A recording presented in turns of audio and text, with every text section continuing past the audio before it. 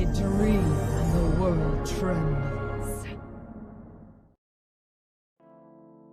Hey guys, it's Lon Measly, and in this video I'm going to be bringing you 5 different ways to make gold in patch 8.1. While this patch hasn't brought us that much, there are a few changes that do give us additional avenues for gold making. First, I'd like to talk about changes to world quests. Not only do we get increased gold gains from world quests across the board, but also changes to the original world quest to give us additional rewards. One such notable change is that some profession quests now give us Expulsum. So finally do we have another way to get Expulsum, and usually for much cheaper than scrapping with a scrapper. And this also gives people who have access to all of the BFA crafting professions a small advantage. For example, one can craft and sell the items needed for an Expulsum world quest. Another change is that both Totolan Seeker's emissary rewards and world quests can now give trinkets or rings. This is notable because trinkets give an 100% drop chance of Expulsum when scrapped. So this is yet another change that slightly increases the availability of Expulsum. Next we have Incursions that give EXP at below max level and Conquest points at max level. And although this doesn't directly impact gold making, completing 4 Incursion quests actually gives you 5 7th Legion or Honor Bound commendations, which actually can be used for gold making, and I'll discuss it in a later section. The last thing about world quests is that hitting Exalted with any of your BFA reputations will allow you to work towards Paragon caches, some of which have a chance of containing a pet which you can cage and sell on the auction house. Next up, at number 2, let's talk about island expeditions. Though islands haven't exactly been the most enjoyable piece of content for many people, Blizzard has just funneled even more rewards and incentives for doing island expeditions. There are now new rewards including pets, all of which can now be caged and sold on the auction house, and they're just kinda nice to collect on the side while you're doing your weekly quests or even leveling a character. Speaking of the weekly quests though, the most notable change to island rewards is that you actually get a mysterious treasure map along with your artifact power reward for your weekly quests. This gives you a mission which can have a variety of rewards, from 5,000 gold to 2,000 AP to island transmog pets and mounts, war resources, titan resism, and plus 1,500 AP for the bonus roll. Lastly, with the Seafarer doubloons that you can earn, you can also purchase 2 additional pets that you can cage and sell on the auction house.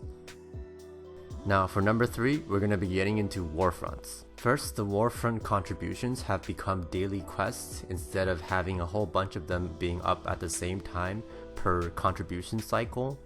Now during any contribution phase of a Warfront, by the way of which there are now 2, you'll have 3 daily quests up simultaneously, with one always being a gold or resource quest and the other 2 being profession quests. Again, this benefits people who constantly snipe for cheap materials and also have all of the BFA crafting professions at their disposal.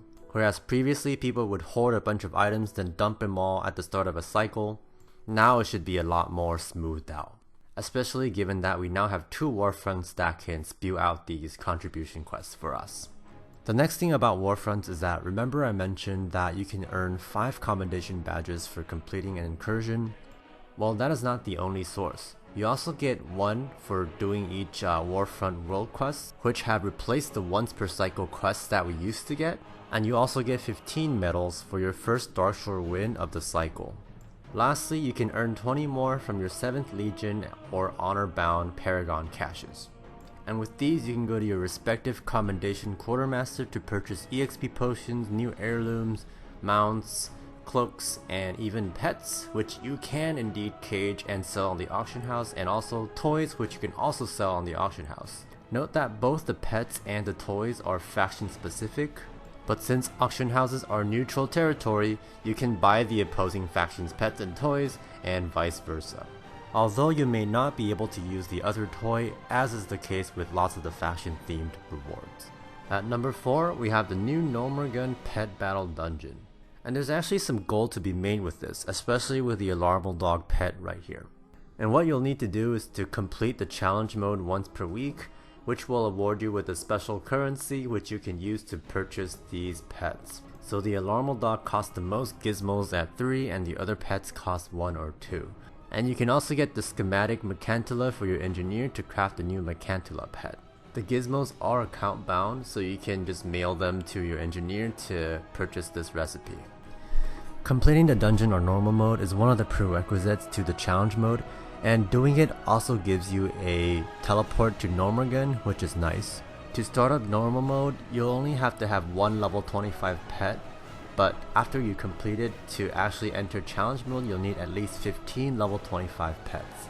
And with the correct combination of pets, this challenge mode shouldn't be too hard nor take too long. Since not that many people are actually into hardcore pet battling, if you can do this challenge mode consistently, you can actually become one of the few providers of these pets on your server. Another way you can capitalize on this content is to actually sell the pets that are good for this dungeon. Since the dungeon is largely based around mechanical pets, which are weak against elemental pets, you can just capture, advertise, and sell a bunch of elemental pets such as the Fell Flame in Tanan Jungle. Or if you check out the link below for the Wowhead guide to this dungeon, you can actually package and sell the best pet combinations for the challenge mode. Finally, moving on to number 5, we have professions. As you probably already know, and as I've largely gone over in my previous patch 8.1 video, there are a few new recipes for each crafting profession that are worth checking out.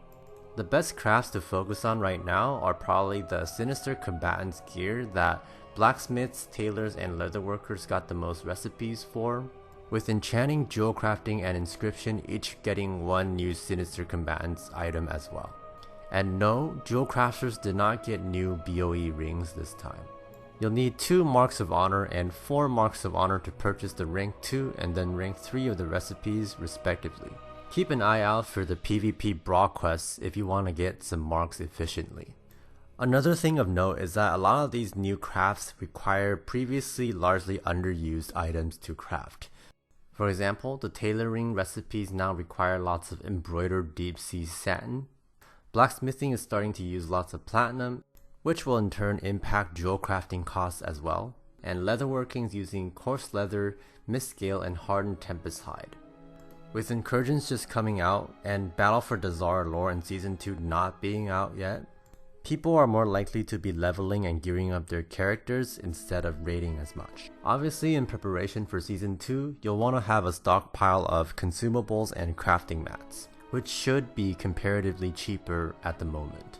And this brings me to my final point, which is to pay attention to the cyclicality of content, and to plan out your gold making strategies accordingly. For example, if you know beforehand that a raid is coming out, and if it's going to be time for people to be leveling and gearing up new characters, you want to prepare for that as well. For example, you should stock up on goblin gliders, things like bear tartar, and also gear for these characters to get started raiding with.